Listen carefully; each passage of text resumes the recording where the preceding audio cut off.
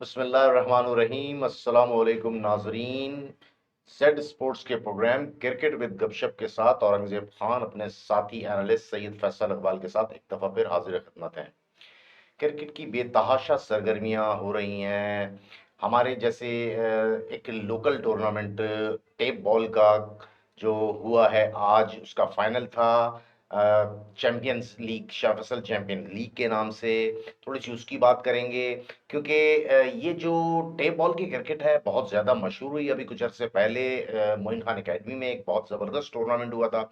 इसी तरह से चंद लोगों ने, चंद नौजवानों ने बहुत उम्दा काविश की है। जिस तरह से आज का टूर्नामेंट हुआ है, इससे जो है वो शाह फैसल कॉलोनी ब्लॉक 5 के एक पसमानदा इलाके को, जो कि क्रिकेट के लिहाज से भी पसमानदा है, क्योंकि बहरहाल किसी ज़माने बहुत ज़्यादा सरगर्मियाँ होती थी लेकिन अब थोड़ी सी मांद पड़ गई थी, लेकिन उसको दोबारा उभारा है। बहुत अच्छा टूर्नामेंट हुआ। शाह फैसल लाइंस ने ये टूर्नामेंट जीता है शाह फैसल यूनाइटेड को हरा के। फैसल, क्या कहेंगे, इस तरह के टूर्नामेंट अगर होते रहे तो हमारे यंग प्लेयर्स को, यंग लोगों को कितना ज़्यादा फायदा होगा?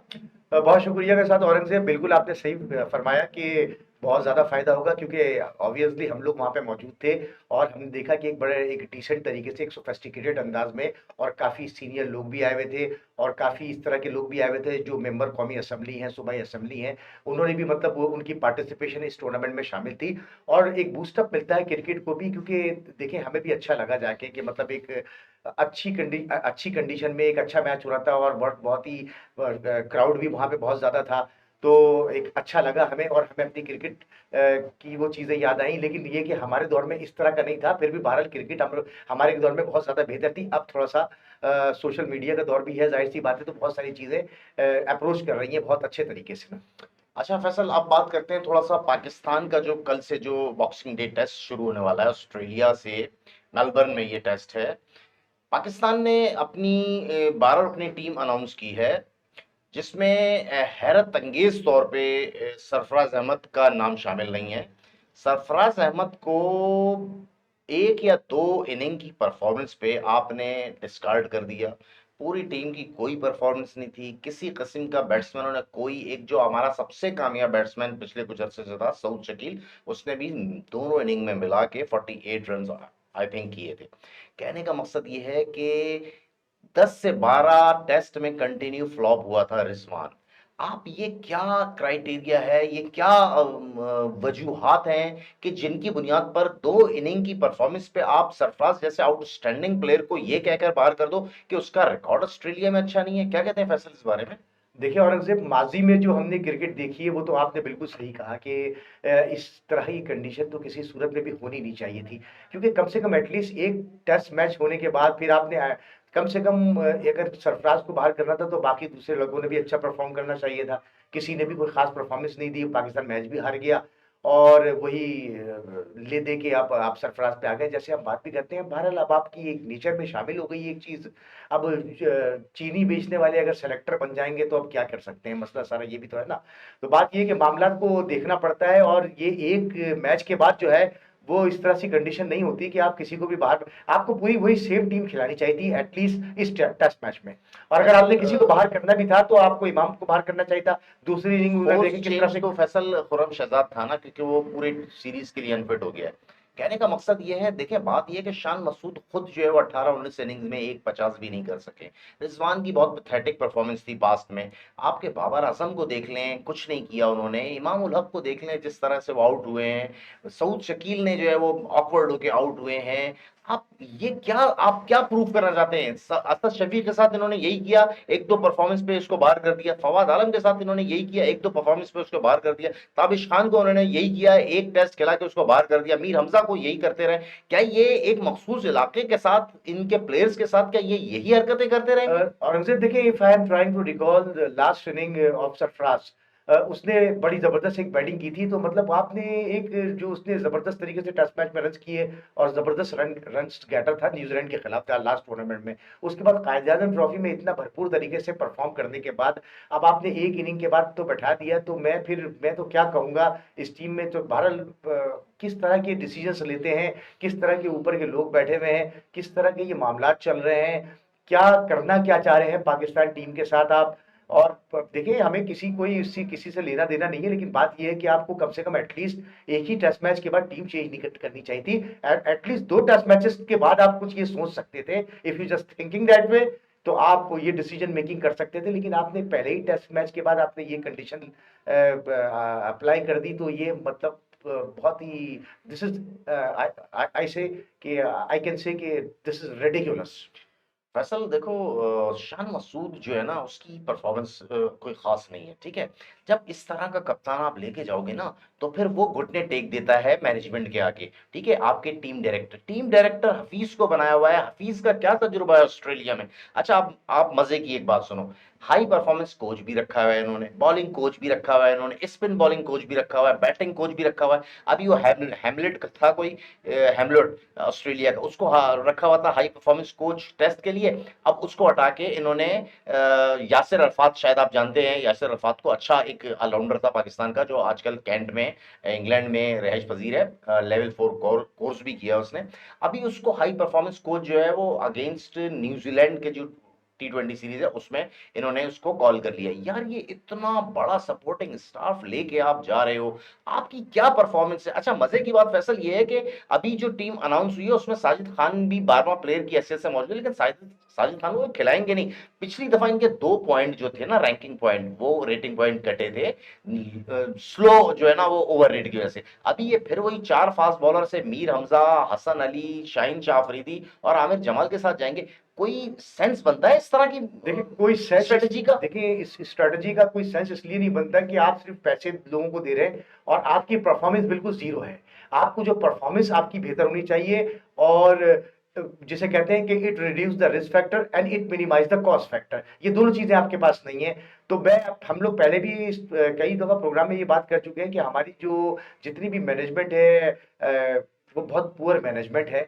इनके पास कोई ना डिसीजन मेकिंग है, ना जो कोई तरीकेकार है इनके पास, और टीम की परफॉर्मेंस बिल्कुल जीरो है। जीरो बटा जीरो जिसे कहेंगे हम।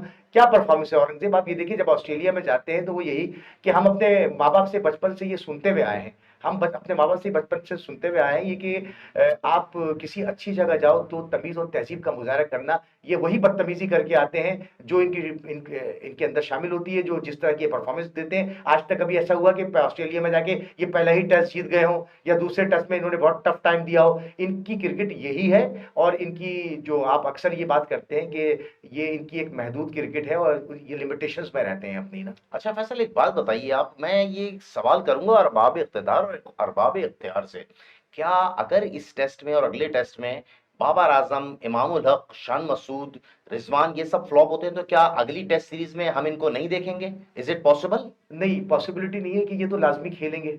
ये तो इनको तो खेल का जुज बनाया हुआ है। इनके लिए क्राइटेरिया अलग क्यों है? इनके लिए क्राइटेरिया अलग है क्या, इनकी कैटेगरी भी चेंज है, इनकी सारी चीजों की मतलब जो क्या ये facilitate मुकद्दस गाय है फैसल? हाँ, मुकद्दस गाय कहेंगे इनको। मसला सारा यही है कि आप देखें ना, मसला है, आप बहुत दफा बता चुके हैं अपने प्रोग्राम में भी, ये बोला है कि पंजाब के लोगों को बहुत ज्यादा प्रेफरेंस दी जाती है, जो कि सब खुल के अब सामने आया है। You are showing these things कि अब ये समझ में नहीं आती बात कि अब देखिए आपने एक बहुत ही रिस्पेक्टेबल प्लेयर है, और एक बहुत सीनियर जिसे कहेंगे सीनियोरिटी है वो उसकी प्लेयर में। आप किसी जूनियर प्लेयर को बैठा के उसको आज आपको मैच टोटल टेस्ट मैच खिलाना चाहिए था। अब आपको सरफराजी नजर आता है हर जगह पे कि वो रन नहीं करता। और आप विकेट भी देखें, आपने आपने कौन सी आपने कारकर्दगी अच्छी दिखा दी। आपसे तो किसी से भी खेला नहीं जा रहा था। आपके जो जबरदस्त हीरो प्लेयर है, सबसे मेन प्लेयर है जो आपकी टीम को लेके चलते हैं, उन्होंने क्या किया था, 21 रन 14 रन ये उन्होंने रन किए थे बाबर आजम ने।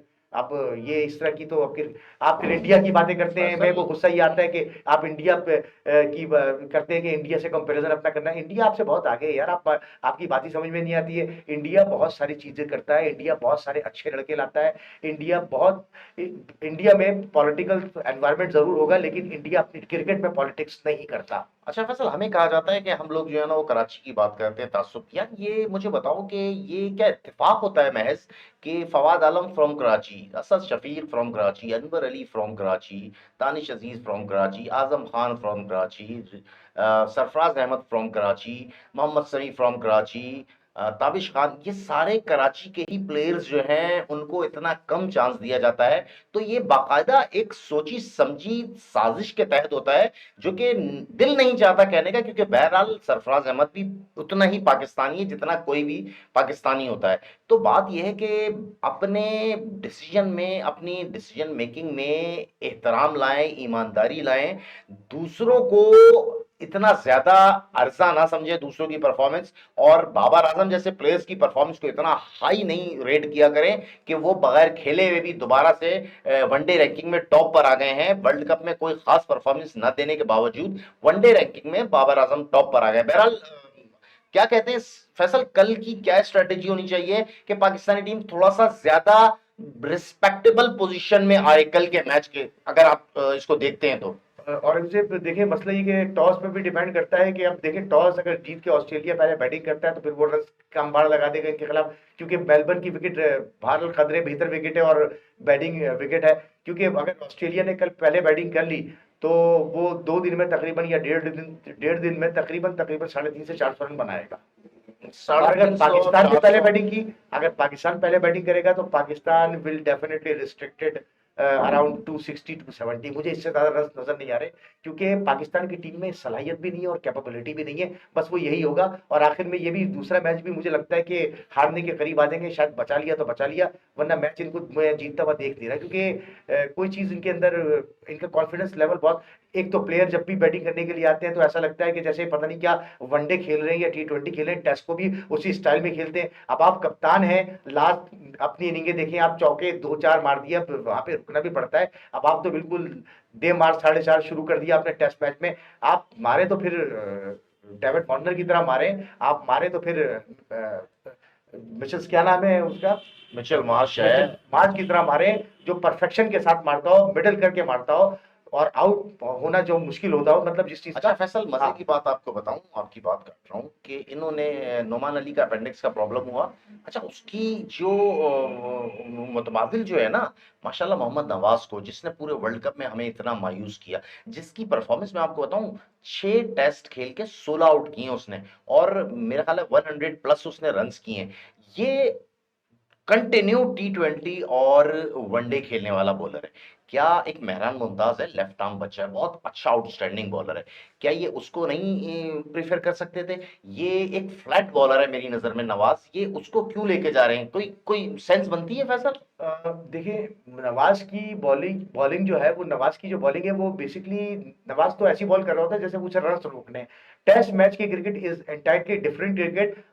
टेस्ट मैच में आगे खिलानी पड़ती है, और जो है वो आपको आउट करने होते हैं। और आप ये देखिए, पूरे टूर्नामेंट जो नवाज खेला है, उसने, नवाज ने तो कोई ऐसी गेंद, एक गेंद भी टर्न नहीं हुआ कि, यानी कि आपके हाथों में जानी नहीं है। एक हाथों में जान होती है कि ग्रिप होती है कि आप, रिस्ट है आपका। मैं भी लेफ्ट आर्म स्पिन करता हूं, इसलिए मैं इस तरह से एंगल बना के दे रहा हूं आपको, मैं अच्छा, उसका बता रहा हूं। बिल्कुल कॉन्फिडेंस शेक हुआ हुआ उस प्लेयर का, तो आप उस पे ट्रस्ट करे जा रहे हैं? आप देखिए औरंगजेब, मसला सारा यही है ना कि अब आप लेके ही सिलेक्शन ही ऐसे लोगों की करेंगे तो आपको खिलाना तो ऐसे ही लोगों को पड़ेगा। अगर कोई अच्छा प्लेयर आपका इंजर्ड हो जाएगा, अब आपके पास ऑप्शन नहीं है कोई, तो क्या करेंगे? वही लकीर के काशिफ फकीर। भट्टी एक अच्छा लेफ्ट आर्म स्पिनर है, अंदरूनी सिंध का बॉलर है, बहुत सीजन प्लेयर है, आप उसको क्यों नहीं ट्राई करते हो? बात तो यह है कि औरंगजेब आप, क्यों खिलाएंगे? औरंगजेब आप ये देखिए ना, अंदरूनी सिंध के, कराची के क्यों खिलाएंगे? पंजाब के खिला तो रहे हैं। बात यही है फैसल के हमें अपने अंदर सबसे पहले जो है ना वो पाकिस्तानियत लानी पड़ेगी, ठीक है, ईमानदाराना फैसले करने पड़ेंगे। फिर आप ये है कि बंदर बांट लगाई हुई है आपने, हफीज जैसे बंदे को पूरी होल सोल्ड पाकिस्तानी टीम उन्होंने उठा के दे दी, चंद तबसरे करने पे पीटीवी स्पोर्ट्स पे बैठ के। वो प्रोफेसर कहलाते हैं, पता नहीं किस चीज के प्रोफेसर हैं, मुझे तो समझ में नहीं आता, आलू बेचने वाले प्रोफेसर हैं वो, क्या करने वाले प्रोफेसर हैं?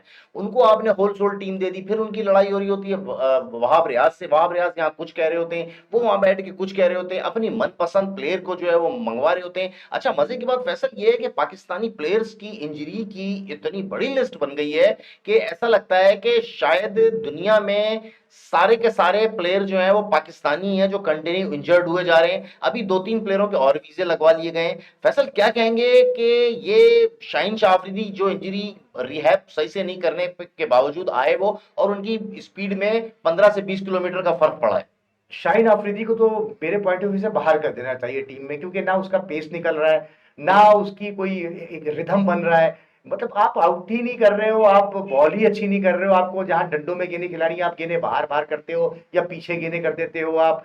तो आप तो शुरू से ही वर्ल्ड कप से ही बिल्कुल नकारा बॉलर बने हुए हो। और मैं तो अगले 3 से 4 महीने या 6 महीने के बाद मैं इसको T20 वर्ल्ड कप में भी मैं नहीं मैं देख रहा कि मुझे अगर जबरदस्ती खिलाएं तो वो एक अलग चीज है, लेकिन मुझे इनकी परफॉर्मेंस ऐसी लग रही है कि शायद ये T20 में भी ना खेल सके अच्छा वर्ल्ड कप भी। फैसल, खुर्रम शहजाद जो है ना, बॉलर जो है अभी जिसने आउट किए, उस का जब वो टीम में आया था ना, तो जुनैद खान है पाकिस्तान का, बहुत अच्छा लेफ्ट आर्म फास्ट बॉलर है, आपको पता है उसका जी ज्यादती हुई जी है। जी जी जी। आमिर नहीं था तो उसने हमेशा सर्व किया है।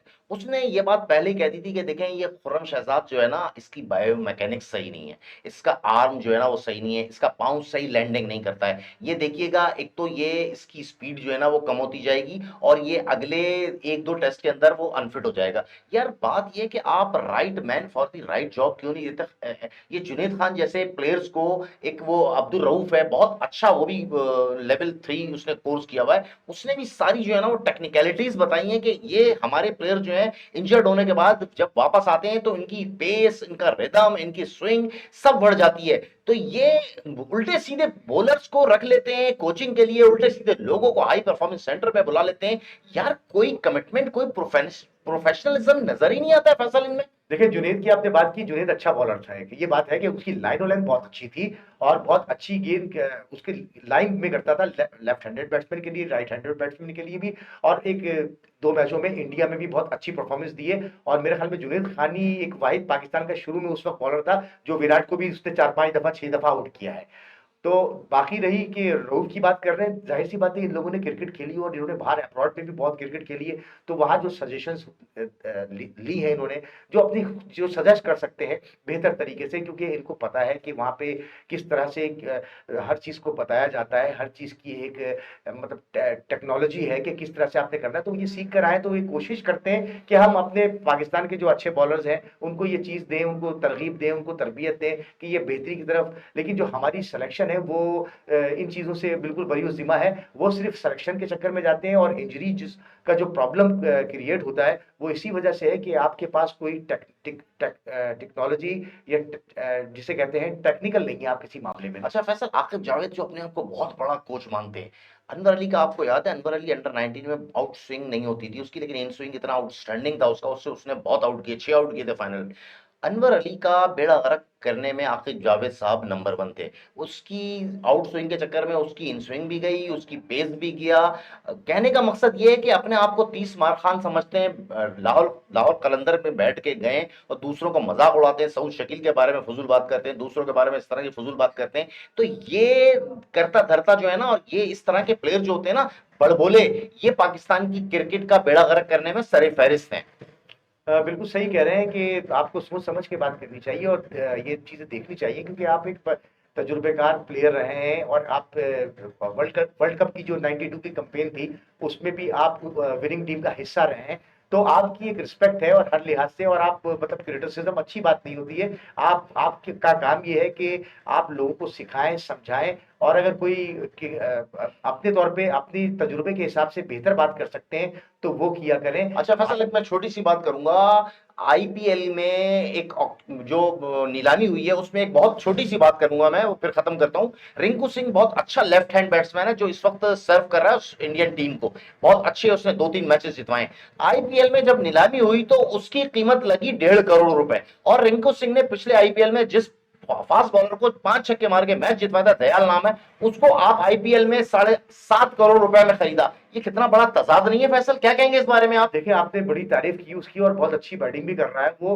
अब देखिए ये मैटर्स तो अब इंडिया की भी मामला थे, हो सकता है कि हम अपने टीम के बारे में ऐसा सोच लो, हर जगह ज्यादती नहीं है। कहीं ना कहीं ज्यादती इस तरह की हो सकती है, या जो है वो अब उनके जो अपने जो बड़े हैं उन्होंने क्या फैसले किए हैं ये कुछ अहमकाना फैसला है। मैं कहूंगा कि बस मुझे तो ये चीज समझ में आती है, क्योंकि जब आपने कहा कि 5 छक्के किसी मार के मैच जितवा देना और फिर आपने उसको बड़ी कम कीमत पे परचेज कर किया हो किसी भी मतलब इस इवेंट के लिए आईपीएल के, तो बहरहाल ज्यादती ही कहूंगा मैं उसको। बहरहाल व्यूअर्स, बहुत अच्छी डिस्कशन हुई हमारी। इंशाल्लाह कल फिर हाजिर होंगे पाकिस्तान के मैच के बारे में। अल्लाह करे पाकिस्तान बेहतर मुकाबला करे ताकि हमें भी थोड़ा सा जो है वो खुश होने का मौका मिले।